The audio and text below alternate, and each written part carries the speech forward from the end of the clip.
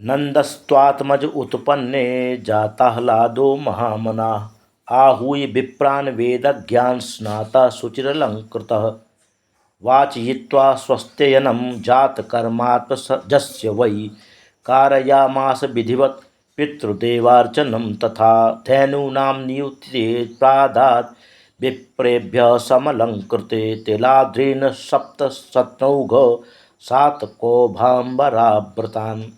सुखदेव जी महाराज नंद महोत्सव का 18 श्लोकों में गायन करते हैं और ऐसा लगता है कि जैसे 18,000 श्लोकों का आनंद नंद महोत्सव में प्रकट कर दिया हो। सुखदेव जी महाराज कहते हैं, परीक्षित, नंद भवन में लाला का जन्म नहीं हुआ, बल्कि मूर्तिमान आह्लाद आनंद ही आज मानो बाल रूप में प्रकट होकर सबका साक्षी हो रहा हो। सबसे पहले विद्वान वेद पाठी ब्राह्मणों को बुलाकर नंद बाबा ने स्वस्ति वाचन, जात कर्म संस्कार आदि सब विधिवत संपन्न करवाए।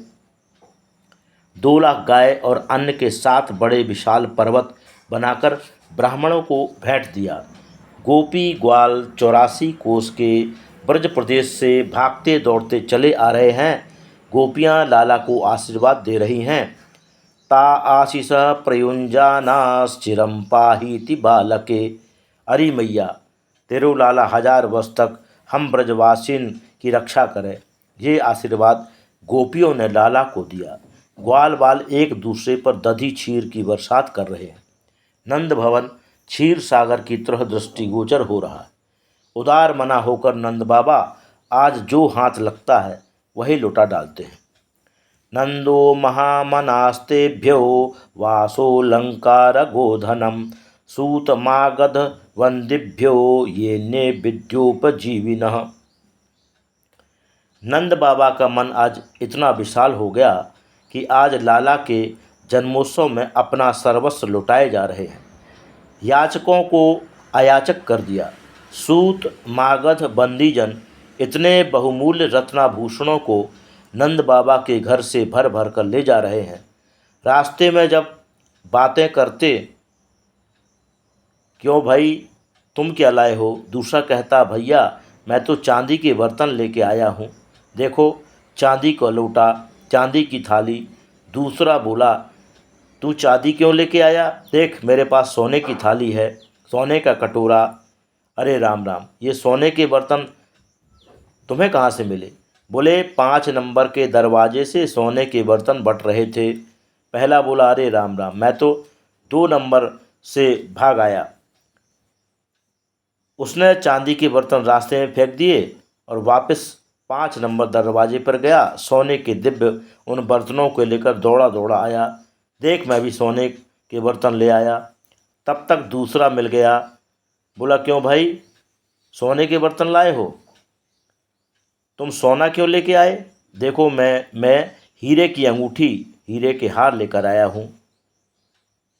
बोले 1 नंबर के दरवाजे पे यह सब बट रहा है।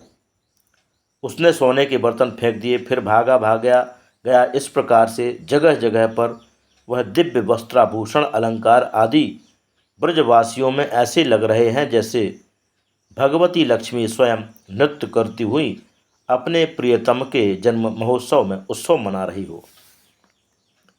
रमा क्रीडम भू नृप, मानो भगवती श्री स्वयं नृत्य कर रही हों, विहार कर रही हों।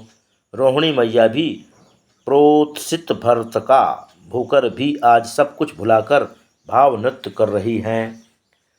रोहिणी चा महाभागा नंद गोपाभिनंदिता व्यचरद दिव्यवास भरणभूषिता। आज नंद बाबा के आंगन में मानो चारों ओर से आनंद की बाढ़ आ गई। पर अचानक नंद बाबा को स्मरण हो आया कि हम जो प्रतिवर्ष कंस को कर दिया करते हैं, वह कर तो की तारीख निकल गई लेकिन अभी तक दिया नहीं। समय पर कंस को कर नहीं पहुंचा तो ना जाने क्या उपद्रव खड़ा कर दे। इसलिए तुरंत कुछ ग्वाल बालों को गोकुल की रक्षा का भार सौंपकर नंद बाबा मथुरा चल पड़े। गोपान गोकुल रक्षायाम निरूप्य मथुरां गतः नंदः कंसस्य वार्षिक्यम करम दातुम कुरुद्वह। नंद बाबा ने मथुरा पहुंचकर कंस को कर दिया, पर कर देते हुए श्री वसुदेव जी ने देख लिया।